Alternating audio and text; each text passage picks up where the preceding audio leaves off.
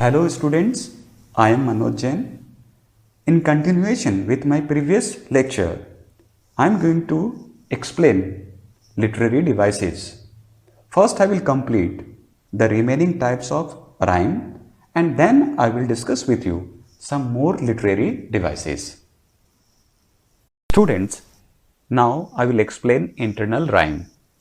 Internal rhyme is a poetic device in which rhyming words are present in a single line. It means in any line from any poem, if you find rhyming words in a single line, then it will be an example of internal rhyme. Now let us understand this with some examples. The first example as given here, the fair breeze blew, the white foam flew. Now in this line, you can easily find that blue is rhyming with flew. In the second line, nor dim nor red like God's own head. So red is rhyming with head. In the last example, in mist or cloud, on mast or shroud. So you can see cloud is rhyming with shroud. All these rhyming words are present in a single line. Hence, these are the examples of internal rhyme.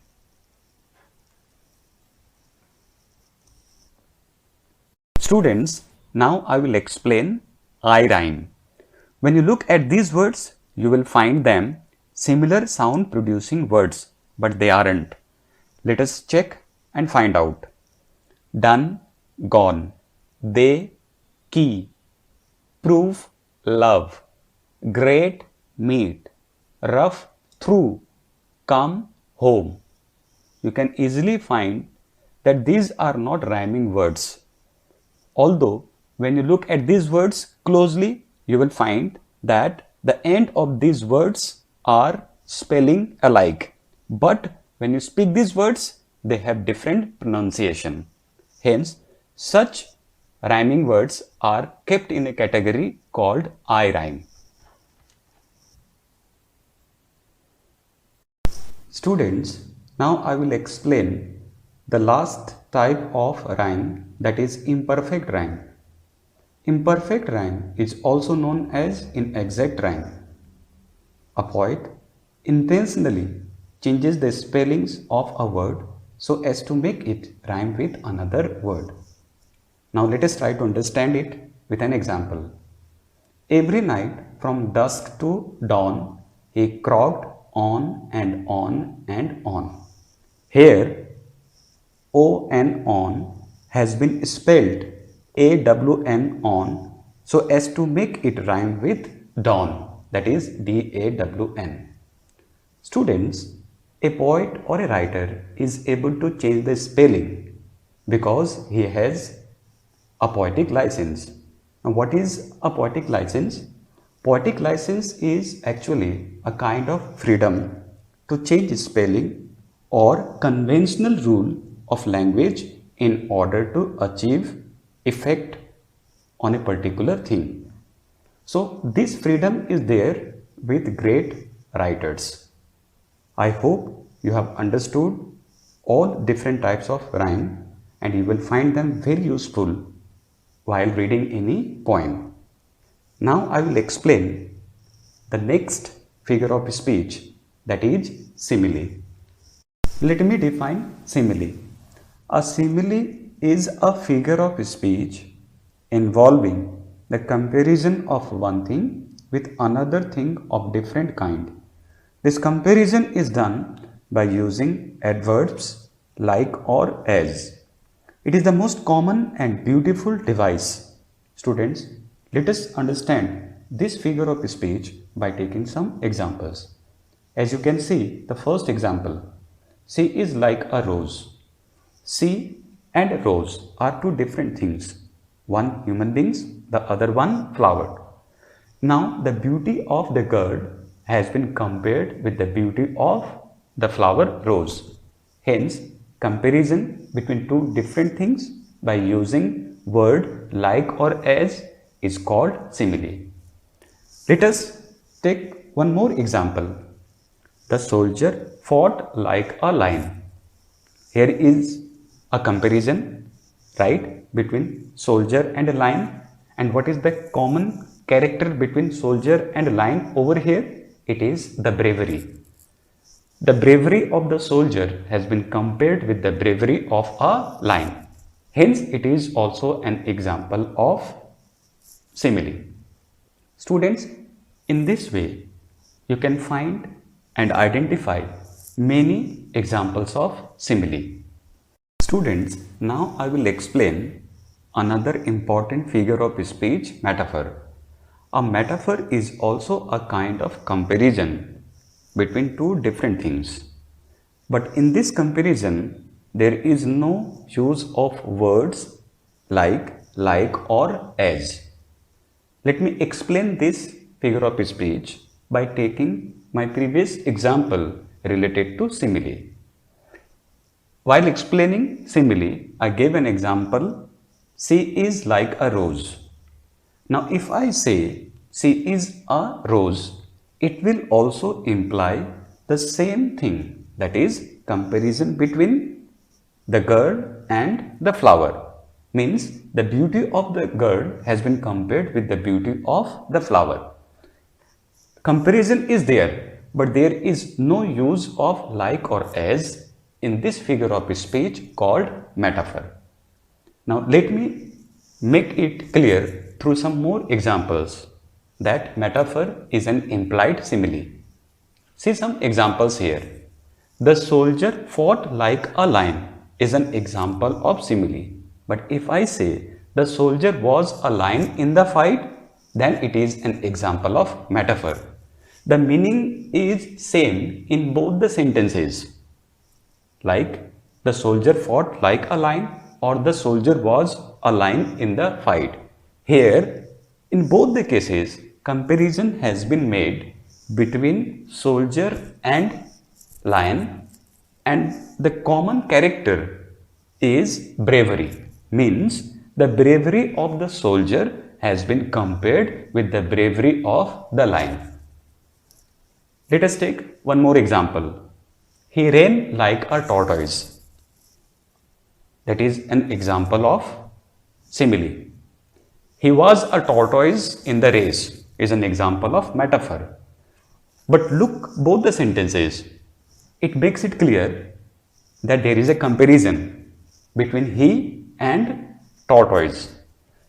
The man or the boy was running very slowly like that of a tortoise. So this quality of slowly has been indicated by this comparison. So in this way, students, you can easily find out that metaphor is actually the condensed form of simile.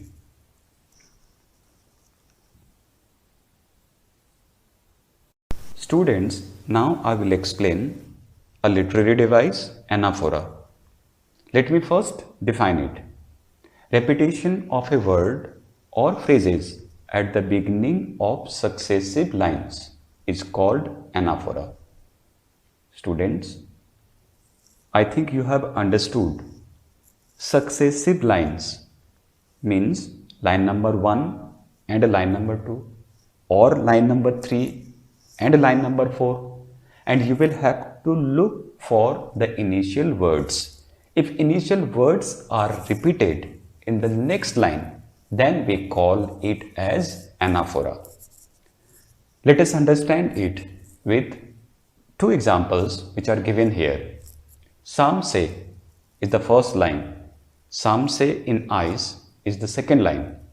Some say repeated, hence it is an example of anaphora. Next two lines. Don't bite your nails, Amanda. Don't hunch your shoulder, Amanda. In these two lines, you can easily find that first word is don't in both the lines. Hence, it is an example of anaphora. Students, now I am going to discuss with you another important figure of speech, that is alliteration. Alliteration is very important figure of speech. It is used very often by good writers and good speakers to make their writing, make their literary work very interesting. Let us first define the alliteration. The repetition of usually similar initial consonant sounds in two or more words in a line, not necessarily consecutive words, is called alliteration. Let me explain it. Repetition of what? Consonant sound. Where? In a line. Mind it. Consonant sounds, not consonant. Consonant may differ, but if their sounds are same, then we can call it alliteration. Let me explain this one with a very interesting example taken from a poem, The Brook. I come from the haunts of coot and herd. I hope you are able to see it. This is a single line, right? Let me write one more line from the same point. I make a sudden sally. Now, in this line, let us see whether there is a repetition of consonant sounds or not. Come, coot, haunt, herd. You can find C and C consonants, and when you speak, how you speak? Come, coot, ka, haunts, herd, ha. It means repetition of consonant sounds, that too in a single line. Just see the second line. Sudden sally. S. Repetition of consonant sounds in a line is called alliteration. Students, I have written here not necessarily consecutive words. Here the words are consecutive, but in this case you can see the difference. So it is not necessary that the words should be adjacent.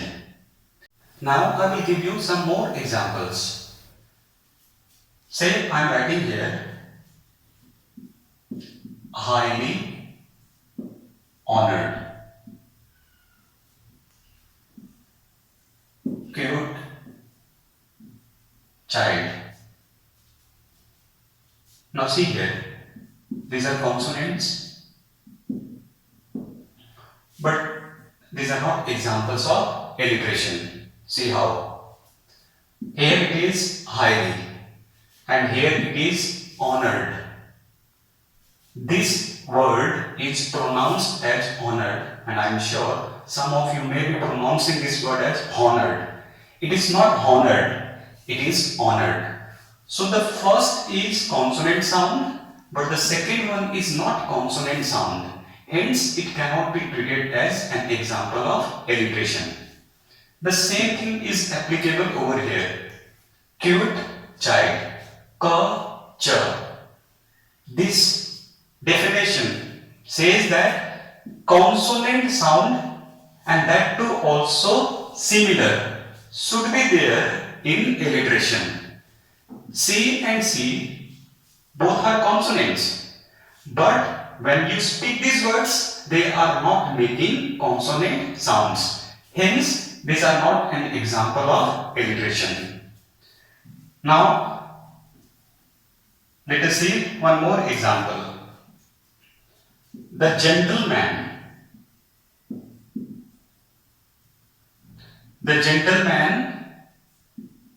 jumped in jubilation. Now see here, good example of alliteration. Jumped, jubilation, What about this word? Do we say it gentleman or gentleman? Obviously it is gentleman, and hence this is also part of alliteration. So what is to be noted? Common consonant is not necessary. What is necessary is consonant sound. So here the gentleman jumped in jubilation. Ja, ja and ja. These alliterations are often used in names. When these words are used in names, when alliteration is used in names, it becomes easier and attractive, and hence we are able to remember them for a long time. See some examples. Very common examples. I am sure you all are aware about it. See here. Mickey Mouse. I am sure you all are aware about it. Donald. I am sure you all may be thinking about Donald Trump. No, it is Donald Duck. See here. Dinglebog. Right? Fourth one. I think very familiar name, isn't it? Right? M, D, B, K. These all are consonant sounds. Hence, good examples of alliteration. Students, alliteration makes poem very musical. I will give one example how it looks beautiful when we listen. Right? The fair breeze blew, the white foam flew, FLEW, the furrow followed free. We were the first that ever burst